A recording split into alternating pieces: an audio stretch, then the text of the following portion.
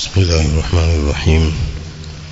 الحمد لله رب العالمين، وصلى الله وسلم وبارك على نبينا محمد وعلى آله وصحبه أجمعين. أما بعد، قال المؤلف حفظه الله: وما أمر الله بأمر إلا وللشيطان فيه نزغتان، إما إلى تفريط وإضاعة، وإما إلى إفراط وغلو. Allah hajaamrisha amri yoyote isipokuwa shaitani katika amri hiyo ana pepesi mbili na tashwishi mbili kwa watu, imma ila tafritin wa idhaa, ima uzembe na kupoteza amri hiyo, wa imma ila ifratin wa ghuluwin, na ima shaitani analingania kupetuka mpaka katika amri hiyo. Wa dinullahi wasatun baina aljafi anhu walghali fihi, dini ya Allah iko kati na kati baina ya mwenye kufanya uzembe na mwenye kupetuka mpaka katika dini. Kalwadi baina jabalaini, kama jangwa lililo baina ya majabali mawili. Ukati na kati wa dini hii ya Allah ni kama jangwa lililo baina ya majabali mawili. Walhuda baina dhalalataini, na ni kama mwongozo ulio baina ya dhalalataini, potevu mbili. Walwasati baina tarafaini dhamimaini, na ukati na kati baina ya pande mbili zenye kukashifiwa. Dini haitaki ghulu, haitaki kupetuka mpaka, wala haitaki uzembe. Dini hii iko kati na kati.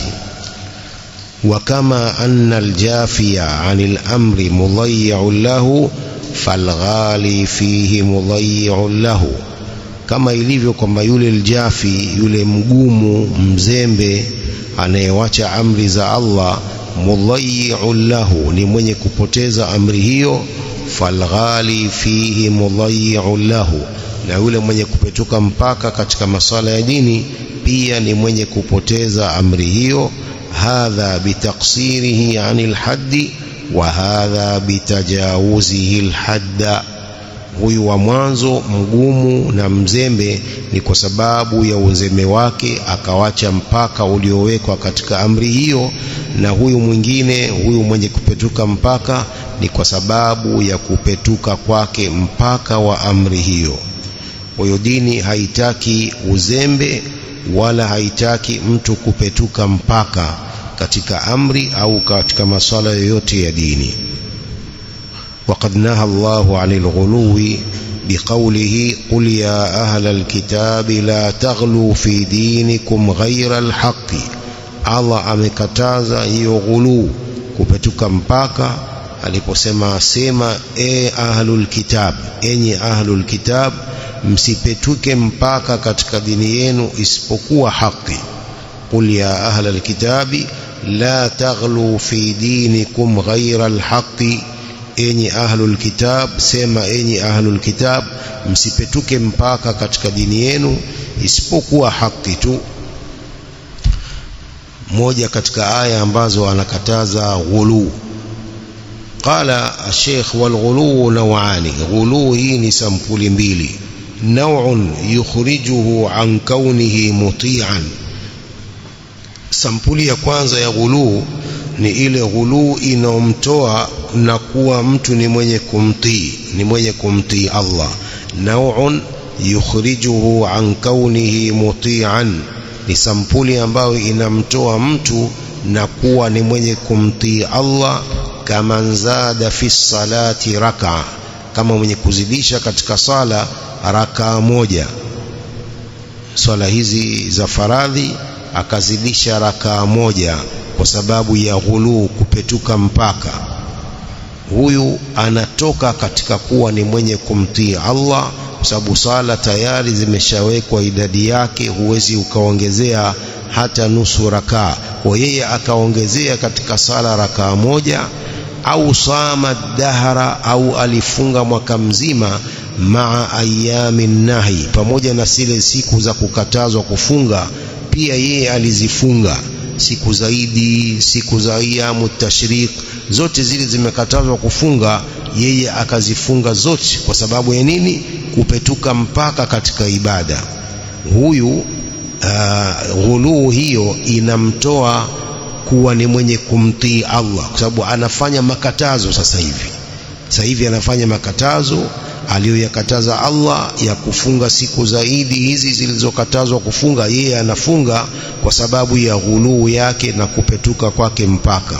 Huyu sampuli hii inamtoa kuwa ni mwenye kumtii Allah. Wa ghuluun yukhafu minhu linqita'u walistihsar, na kuna kupetuka mpaka ambako huogopewa kukatika kabisa ibada na kusinywa na ibada, kuchoka. Ka qiyami llaili kullihi, kama kusimama usiku mzima. Mtu anafanya ibada usiku mzima halali, wala hafanyi jambo lolote, anafanya ibada. Kufunga mwaka mzima wote bila zile siku zilizokatazwa, zile hazifungi, lakini vinginevyo zisizokuwa zile anafunga zote. Hii pia ghuluu yake hii inaogopewa kwamba huyu mtu atachoka, asinywe na ibada, awache kabisa mambo ya saumu hizo za sunna. An ibn Abbas radhiyallahu anhuma qala qila li rasulillahi sallallahu alayhi wasallam ayyul adyani ahabbu ila Allah. Tumepokewa na Ibn Abbas radhiyallahu anhuma anasema, aliulizwa mtume wa Allah sallallahu alayhi wasallam, ni dini gani ambazo Allah anapenda zaidi? Ni dini gani anayoipenda Allah zaidi? Ayyul adyani ahabbu ila Allah, ni dini gani katika dini hizi zilizo duniani ambazo Allah anapenda sana dini hiyo? Qal alhanifiyatu samha, ni hii alhanifiyatu samha, Uislamu huu mwepesi ndio anaopenda Allah subhanahu wa ta'ala. Alhanifia ni kumtakasia Allah kwa ibada, ni kumwabudu Allah peke yake, la sharika lah. As-samha, mwepesi. Hii ndiyo dini ambayo anaipenda Allah subhanahu wa ta'ala. Wa hadha hadithun hasan akhrajahu Ahmad wal Bukhari fi al-adab al-mufrad. Wal hadithu nassun fi anna al-islam hanifiyatun samha, na hadithi hii ni nas kwamba Uislamu ni hanifia samha, mwepesi. Uislamu ni mwepesi, ni kumwabudu Allah peke yake, la sharika lahu, na ni mwepesi Uislamu, hauna uzito. Qala was-samahatu tatanafa ma'a al-ghuluwi wat-tashaddud fihi, huu wepesi wa Uislamu unapinga na ghulu na kupetuka mpaka na kutia mkazo katika dini. Wepesi huu unapinga ghulu, kupetuka mpaka na kutia mkazo katika dini. Yote haya hayafai. Dini hii ni nyepesi, ibada zake ni nyepesi, hazina ghulu wala hazina kutiliwa mkazo ibada hizi. قال شيخ الإسلام عن أهل السنة والجماعة وكذلك في سائر أبواب السنة هم وسط. vile vile katika milango yote ya sunna hawa ahlu sunna wako kati na kati. Liannahum mutamassikun bikitabillahi wa sunnati rasulillahi sallallahu alaihi wasallam, sababu wao ni wenye kushikamana na kitabu cha Allah Qur'an na hadithi za mtume wa Allah sallallahu alaihi wasallam. Wa mattafaqa alayhi as-sabiquna al-awwalun, na yale ambayo wamewafikiana wale waliotangulia wa mwanzo, minal muhajirin wal ansar, ambao ni muhajirin na ansar, walladhina tabauhum biihsan, na waliowafuatia hao kwa wema. Kwa katika milango yote ya sunna na ya dini, ahlus sunna wal jamaa wako wasat, wako kati na kati. Fala tashdida wala ghuluwa ladaihim, hakuna kutia mkazo wala hakuna kupetuka mpaka, wala tarakhusa wala hakuna kuruhusu mambo, wala jafaa indahum, wala hakuna ugumu na uzembe kwao. wala ya'tuna bi'ilalin tuhinu linqiyad, wala hawaleti illa sababu za kudhoofisha inqiyad, kumfuata Allah au kumfuata mtume sallallahu alaihi wasallam. Wala ya'tuna bi'ilalin tuhinu linqiyad, hawaleti illa na sababu za kudhoofisha inqiyad, kufuata. Kwa hiyo dini hii haina mkazo wala haina kupetuka mpaka, na wanaoyadai baadhi ya watu kwamba dini hii ina mkazo. Kwa nini watu wanaamrishwa kuacha ndevu zao? Ukinyoa ndevu unapata madhambi. Hiyo ndio tashaddud. Hii si tashaddud, hii sio tashaddud kabisa. Hii ni maumbile. Maumbile ya mwanamume ni kwamba awache ndevu zake, asizinyoe, aziwache kama alivyoamrisha mtume sallallahu alaihi wasallam, a'fu liha hufu liha. Ndiyo maumbile ya mwanamume alivyoumbwa, kwamba awe na ndevu, mwanamke asiwe na ndevu. Sasa ukibadilisha hapo, itakuwa umebadilisha maumbile ya Allah azza wa jalla, kama alivyosema Sheikh Albani katika adabu zafaf. Kwa hiyo hii si tashaddud, hii si kutia mkazo, hii sio kutia mkazo. Kadhalik kuvaa kanzu ukaipunguza kama alivyovaa mtume sallallahu alaihi wasallam, hii si tashaddud. Wao wanasema hii ni tashaddud, hii ni kutia mkazo. Hii si kutia mkazo. Ndiyo mtume sallallahu alaihi wasallam alivyokuwa akivaa na akiamrisha hivyo na akitahadharisha isbal, watu kuweka nguo zao wanaume mpaka chini ya miguu. Mtume ametahadharisha hilo, akasema ma tahta alka'baini min alizar fa fi an-nar, nguo ambayo iko chini ya tini mbili za miguu, mtu huyo atakwenda motoni. Hii ni amri ya mtume sallam na makatazo ya isbal. Kwa hiyo wanaume wanatakiwa wapunguze nguo zao, wavae kama aliyovaa mtume sallam, nisfu saq. Wanawake wao ndo wanastiri mpaka tindi zao za miguu, miguu yao yote isionekane wanawake wakiwa mabarabarani. Kwa hiyo hii sio tashaddud. Kadhalika hii ni kufarikisha baina ya wanawake na wanaume. Wanawake ndio wastiri miguu yao, wanaume wasistiri miguu yao. Hakuna tashaddud, hakuna ghuluu hapa. Sasa hawa baadhi ya mahizbi, hizi amri za Allah na mtume wake wanasema ni tashaddud, ni kutia mkazo. Makatazo ya Allah na mtume wake wanasema hii ni tashaddud, nyinyi mwatia mkazo, nyinyi watu wa sunna nyinyi mwatia mkazo, wakati ni amri za Allah na mtume wake hazina mkazo. Hizi hazina mkazo wote. قال ابن القيم رحمه الله من كيد الشيطان العجيب أنه يشام النفس حتى يعلم أي القوتين تغلب عليها، أقوة الإقدام أم قوة الانكفاف والإحجام والمهانة. ابن القيم رحمه الله anasema min kaidi shaitan, katika kitabu chake Ighathatul Lahfan anasema min kaidi shaitani alajib, katika mbinu za shaitani za kushangaza, annahu yushamu nafsa, ni kwamba anaitia athari, alama nafsi. Shaitani anaitia alama nafsi, hatta ya'lama ayya alquwwatayn taghlibu alaiha, mpaka ajue shaitani ni nguvu gani katika nguvu zake mbili zitaighilibu hii nafsi. Anaitia alama nafsi ili ajue ayya alquwwatayn taghlibu alaiha, ni ili katika nguvu zake mbili itakayoighilibu hii nafsi.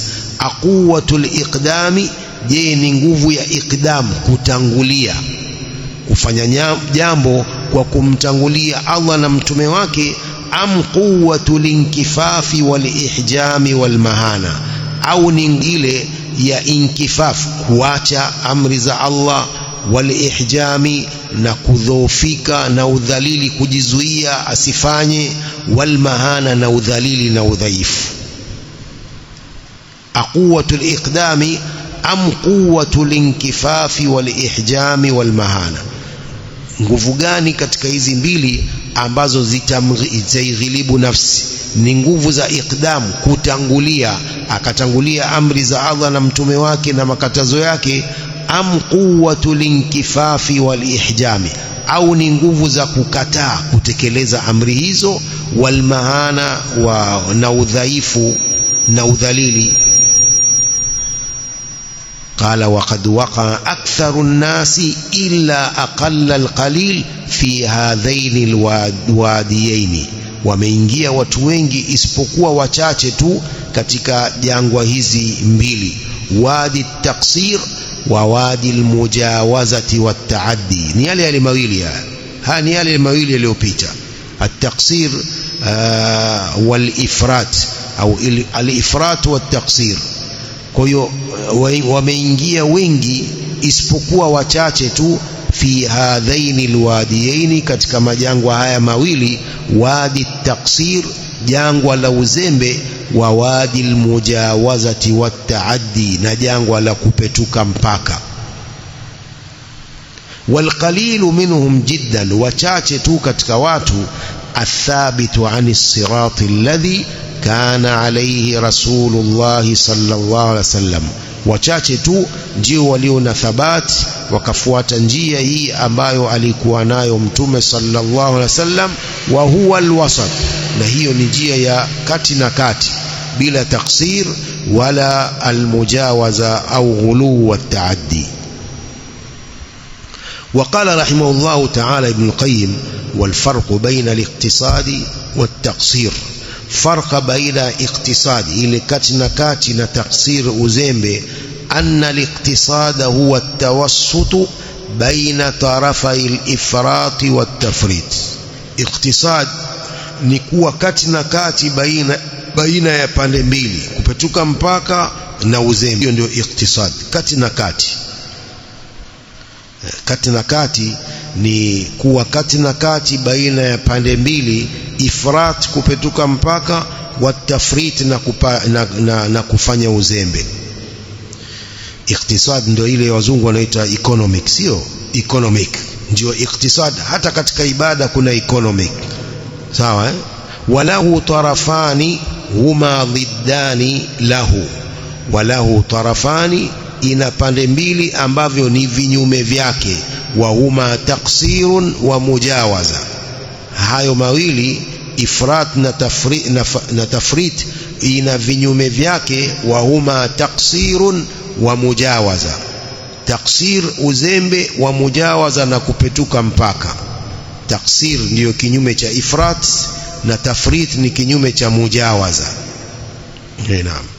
فالمقتصد قد أخذ بالوسط وعدل عن الطرفين, mwenye kufanya kati na kati amechukua huu kati na kati na akawacha hizi pande mbili. فالمقتصد قد أخذ بالوسط وعدل عن الطرفين, huyu mkati na kati amechukua huu kati na kati na kuacha hizi pande mbili. قال تعالى: والذين إذا أنفقوا لم يسرفوا ولم يقتروا وكان بين ذلك قواما, na wale ambao wakitoa hawafanyi israf katika kutoa, walam yakturu, wala hawadhikishi katika kutoa, hawafinyi sana mali zao wakatoa kwa ubakhili. Wakana baina dhalika qawama, wakawa baina ya hapo ni kati na kati, hawatoi kwa israf mali zao wala hawazibani sana mali zao. Allah akiwasifu waja wake wema katika mwisho wa suratul Furqan: وقال سبحانه: ولا تجعل يدك مغلولة إلى عنقك ولا تبسطها كل البسط. ولا تجعل يدك مغلولة إلى عنقك ولا تبسطها كل البسط, usijalie mikono yako ni yenye kufungwa katika shingo yako, wala usikunjue kukunjua koti. Hadha al-iqtisad, usitoe moja kwa moja mali zako zote, wala usikunje sana mkono wako ukawa hutoi. Hii ndio iktisadi economic. Wala taj'al yadaka maghlulatan ila unuqik wala tabsutaha kulla albasti. Waqala subhanahu: wakulu washrabu wala tusrifu, kuleni na mnywe, msifanye israf katika kula na kunywa. Israfu ni haramu, Allah akikataza israf katika kila jambo. Wakulu washrabu wala tusrifu, kuleni na mnywe na msifanye israfu. Wewe nyumbani kilo moja inatosha, unapika kilo 3, alafu zile kilo 2 zote unazitia kwenye mataka. Israfu hiyo unapata madhambi. Wakulu washrabu wala tusrifu. Wadinu kulluhu baina hadhaini tarafaini, dini yote iko baina ya pande hizi mbili.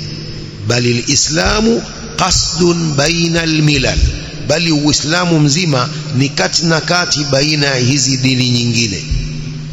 Wasunna qasdun baina albid'a, na sunna ni kati na kati baina ya mambo ya uzushi. Wa dinullahi baina alghali fihi waljafi anhu, dini ya Allah iko baina ya mwenye kupetuka mpaka katika dini na baina ya huyu mwenye kufanya ugumu na uzembe katika dini. Wakadhalika alijtihad, vile vile ijtihad huwa badhlul juhdi fi muwafaqati al-amri. Ijtihad ni kutoa juhudi katika kuwafiki lile jambo. Mtu ametoa juhudi zake fi muwafaqati al-amri, hii ni ijtihad. Walghulu mujawazatuhu wa taaddihi, ghulu ni ile kupetuka mpaka hilo jambo la dini, ukalipetuka ukalipita vile zaidi ya zile juhudi zako. Haya yote tumeelezea jana kwamba ni sheitani ndio anayeleta tashwishi hizi, ima za taksir za uzembe au za ghulu za kupetuka mpaka, ni sheitani. Ndio asema wama amara Allahu biamrin illa walishaitani fihi nazghatani fa imma ila ghuluwin wa mujawaza wa imma ila tafritin wa taqsir. Hakuamrisha Allah amri yoyote isipokuwa shaitani ana tashwishi mbili, imma ila ghuluwin wa mujawaza, ima analingania kupetuka mpaka katika amri hiyo ya Allah, na ima analingania uzembe, watu wawache amri za Allah. Wa as'adu nnasi man kana wasatan ala athari nabii sallallahu alaihi wasallam yasir, mwema kuliko watu wote ni yule aliyekuwa kati na kati akifuata athari za mtume sallallahu alaihi wasallam, akawacha hiyo ghulu na mujawaza na akawacha tafrit na taksir, akawa baina dhalik, baina wa baina. Wa as'adu nnasi man kana wasatan ala athari nabii sallallahu alaihi wasallam yasir, mwema kuliko watu wengine ni yule aliyekuwa kati na kati akifuata akienda katika athari za mtume sallallahu alaihi wasallam. ثم قال والغلو والمجاوزة والتفريط والتقصير آفتان. Na hii ghulu wal mujawaza, kupetuka mpaka na kufanya uzembe, ni maafa mawili, ni majanga mawili. La yakhlusu minhuma fil i'tiqadi wal qasdi wal amali illa man masha khalfa rasulillahi sallallahu alaihi wasallam. Hawezi kujinasua na hayo katika masala ya itikadi, wal qasdi na hiyo kati na kati, wal amali na katika amal, illa man masha khalfa rasulillahi sallallahu alaihi wasallam, isipokuwa ni atakayetembea nyuma ya mtume wa Allah sallallahu alaihi wasallam kwa kumfuata. Kutembea nyuma ya mtume ni kwamba anamfuata mtume sallallahu alaihi wasallam, hamkeuki mtume sallallahu alaihi wasallam. Walghulu walmujawaza wattafrit wattaqsir afatani la yakhlusu minhuma fil i'tiqadi wal qasdi wal amali illa man masha khalfa rasulillahi sallallahu alaihi wasallam. Kupetuka mpaka na uzembe ni maafa mawili, hawezi kujinasua na mambo hayo, maafa hayo mawili katika masala itikadi wal qasdi na ukati na kati, wal amal na amal, isipokuwa anayetembea nyuma ya mtume wa Allah sallallahu alaihi wasallam. Wa taraka aqwala nnasi wa araahum, akawacha maneno ya watu na maoni yao. Lima jaa bihi rasulu sallallahu alaihi wasallam, kwa sababu ya aliyoyaleta mtume sallallahu alaihi wasallam. Hafuati maneno ya watu, hafuati rai zao, anamfuata mtume sallallahu alaihi wasallam na hayo aliyoyaleta mtume sallallahu alaihi wasallam. Huyu ndiye atakayejinasua na majanga haya mawili. La man taraka ma jaa bihi ar-rasul sallallahu alaihi wasallam li aqwali an-nasi wa araihim wa mabtada'uhu fi dinillahi rabbil alamin. Sio yule mwenye kuacha aliyoyaleta mtume sallallahu alaihi wasallam kwa ajili ya maneno ya watu na maoni yao na yale walioyazua katika dini ya Allah, Mola wa viumbe vyote. Huyu hawezi kujinasua. Huyu anawacha aliyoyaleta mtume sallallahu alaihi wasallam kwa ajili ya kufuata maneno ya watu na rai zao na zile bid'a walizozizusha katika dini. Huyu hawezi kusalimika. Huyu atakayesalimika ni atakayemfuata aliyoyaleta mtume sallallahu alaihi wasallam akawacha maneno ya watu na rai zao. Sasa haya mambo ya bid'a yote haya, bid'a zote zilizotokea duniani, nikisema bid'a ni tangu zile za mwanzo za kina Khawarij, Mu'tazila, Jahmiya, yote ni kuacha maneno ya mtume sallam na kwa ajili ya kufuata maneno ya watu na rai zao. Wote hawa waliopotea mpaka hawa sasa, kwa sababu wamewacha maneno ya mtume sallam na aliyoyaleta mtume kwa ajili ya maneno ya watu na rai zao, badala ya kuacha maneno ya watu na rai zao kwa ajili ya kumfuata mtume, wanafanya kinyume. Hatimaye ndio haya mambo ya bid'a na kupotea baadhi ya watu. Wa hadhani almaradhani alkhatirani qad istawlaya ala akthari bani adam. Maradhi haya hatari yamewatawala wanadamu wengi. Wa hadhani almaradhani alkhatirani qad istawlaya ala akthari bani adam. Maradhi haya hatari yamewatawala wanadamu wengi. Walihadha hadhara as-salafu minhuma ashadda at-tahdhir. Ndio maana as-salaf wametahadharisha mambo haya mawili tahadhari kubwa sana. Wa khawafu man buliya bi ahadihima bil halak, wakamtishia yule ambaye ameonjwa na kupewa mtihani wa moja lao kwa kuangamia. Atakayepewa mtihani wa moja katika haya mawili, wamemtishia maangamivu kwamba ataangamia. وقد يجتمعان في الشخص الواحد, na huenda yakakusanyika mambo mawili haya ya hatari au maradhi haya ya hatari, huenda yakakusanyika kwa mtu mmoja, kama huwa halu akthari alkhalqi, kama ilivyo hali ya watu wengi. Huenda yakakusanyika yote mawili. yakunu muqassiran mufarritan fi ba'd dinihi ghaliyan mutajawizan fi ba'dihi, anakuwa ni mzembe katika baadhi ya masala ya dini yake, halafu ni mwenye kupetuka mpaka katika baadhi nyingine. Haya maradhi yanaweza kukusanyika kwa mtu mmoja, yote haya mawili, maradhi ya taksir na maradhi ya nini, ya ifrat, ghulu. Wal mahdiyu man hadahu Allah, mwenye kuongozwa ni yule aliyemuongoza Allah. Wal mahdiyu man hadahu Allah, mwenye kuongozwa ni yule ambaye Allah ameshamuongoza. Ja'alana Allah wa iyyakum mimman hadahu Allah. Wa amma halu ahli al-ahwa, ama hali ya hawa watu wa bid'a, fakama wasafa al-allamah ibn al-qayyim rahimahullahu ta'ala, yajtami'u fi ash-shakhs al-wahid hadhani al-maradhani al-khatirani.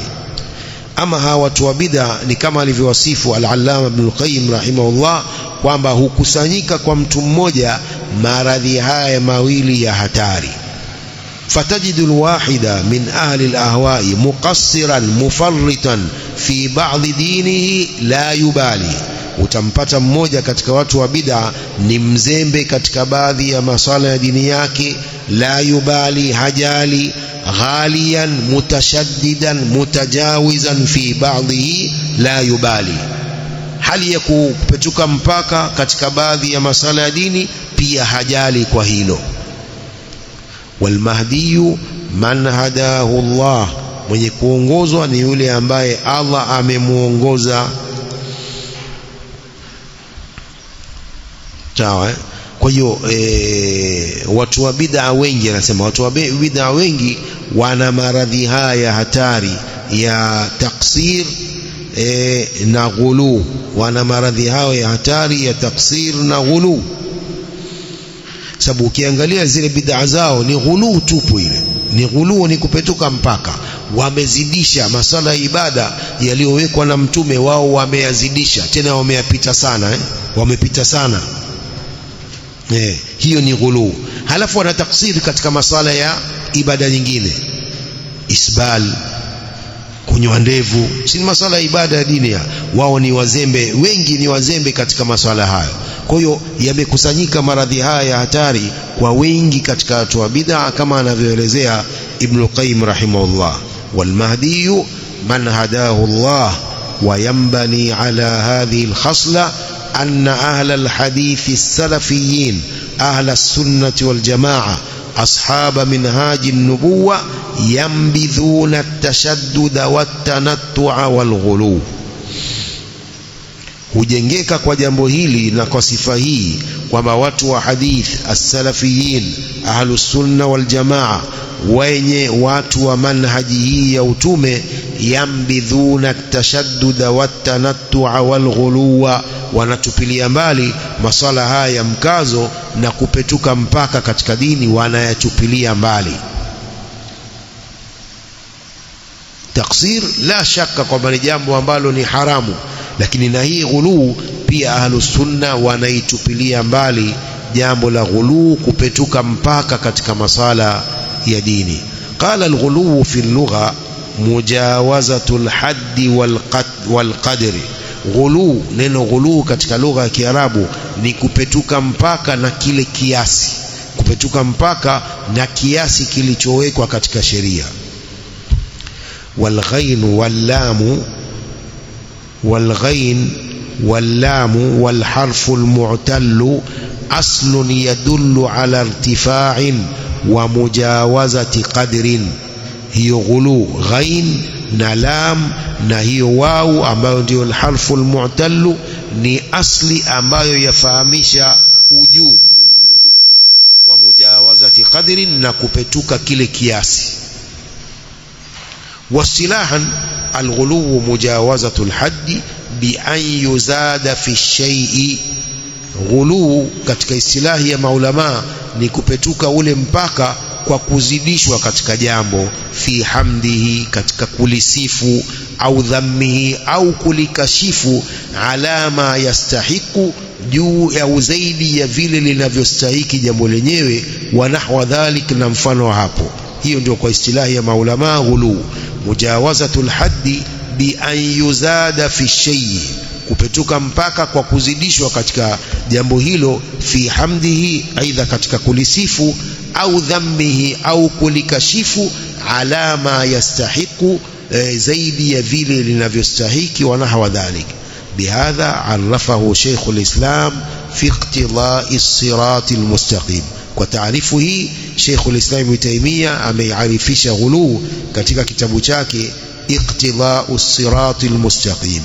Wa arafahu ash-Shatibi fi al-i'tisam wa Ibn Hajar fi al-Fath bi annahu al-mubalaghatu fi ash-shay'i wat-tashdid fihi hatta yatajawaza al-hadda. Al-Imam ash-Shatibi fi al-i'tisam anaarifisha ghuluu kwamba al-mubalaghatu fi shay ni kuzidisha katika jambo, watashdidu fihi, na kutilia mkazo, hatta yatajawaza al-hadda, mpaka likapetuka ule mpaka wake. Falghuluu huwa tajawuzu al-haddi ash-shar'i biziyada. Kwa hiyo ghuluu ni kupetuka ule mpaka wa kisheria kwa kuzidisha mambo. Hii ndio ghuluu. فالغلو هو تجاوز الحد الشرعي بالزيادة. غلو ni kupetuka mpaka wa kisheria kwa kuzidisha jambo. Walhudud hiya nihayatu, anafasiri haddi, tajawuzul haddi, mipaka ni ipi? Hiya nihayatu lima yajuzu min almubahi alma'muri bihi wa ghairi alma'muri bihi, ni ile misho ya lile jambo ambalo linajuzu katika mambo ya mubah ya halali yaliyoamrishwa na yasiyokuwa yenye kuamrishwa. An-nihayat ndiyo hudud, ule mwisho wa jambo ndiyo haddi. Hiya nihayatu lima yajuzu min almubahi alma'muri bihi wa ghairi alma'muri bihi, ni ile misho ya mambo, yale mambo ambayo yanajuzu katika mambo yaliyoamrishwa na yasiyojuzu. Qala Sheikhul Islam kadha qala Sheikhul Islam fi majmu'il fatawa, hivi ndivyo alivyosema Sheikhul Islam katika majmu'il fatawa. Kwa masala haya ya ghulu, kupetuka mpaka, yote yamekatazwa katika Uislamu, ama taksir moja kwa moja imekatazwa. Kwa hiyo ahlus sunna wako kati na kati baina ya taksir na hii ghulu na tajawuzul haddi, na masala katika masala yote, masala ya aqida, masala ya manhaj, masala ya ibada, ahlus sunna wako kati na kati baina ya vikundi vyote hivi vya kibid'a. Ahlus sunna wako kati na kati, hawana ghulu na mujawazatul haddi, wala hawana taksir na uzembe katika masala ya ibada. Qala Allahu azza wa jalla ya ahlal kitabi la taghlu fi dinikum, enyi ahlul kitabi msifanye ghulu, msipetuke mpaka katika dini yenu.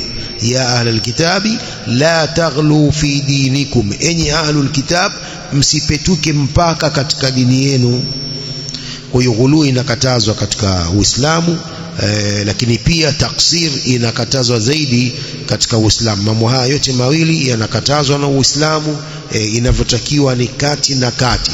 Wakadhalika ja'alnakum ummatan wasatan litakunu shuhadaa ala an-nas, Allah subhanahu wa ta'ala anasema hivyo katika Qur'an, wakadhalika ja'alnakum ummatan wasatan, kama hivyo tumekujalieni nyinyi ni umma ulio kati na kati, bidun taksir wala ghulu wa mujawazati alhaddi.